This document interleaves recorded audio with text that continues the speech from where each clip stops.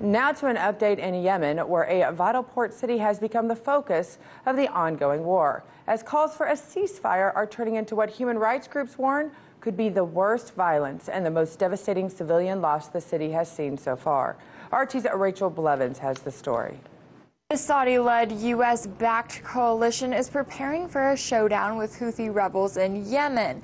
But even though the U.S. has publicly called for a ceasefire, the airstrikes have continued at an alarming rate. The focus right now is on the vital port city of Hodeidah. Reports claim that more than 100 airstrikes have hit civilian neighborhoods in the last few days. This port is the last one held by Houthi rebels in Yemen. But it is also a major site for imports in a country that relies heavily on imports for 90% of its food supply.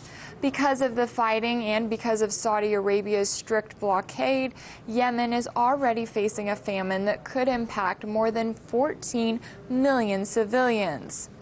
Now human rights groups are turning their attention to the densely populated city of Hodeidah, and they are warning that this could lead to mass civilian casualties in a country that has already lost thousands of civilians to violence, starvation, and other diseases in just the last 3 years. Reports have claimed that Houthi rebels are stationing themselves around hospitals, which creates concern that the Saudi-led coalition will be tempted to bomb those areas.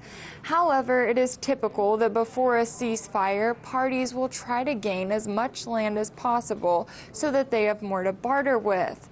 But with the coalition's history of recklessly bombing schools, neighborhoods, and weddings in Yemen, it has raised questions about whether they are taking civilian casualties into account at all in this war. 35 human rights groups have recently come together to call for an immediate ceasefire, and they are asking for civilians in the densely populated city to have a chance to flee.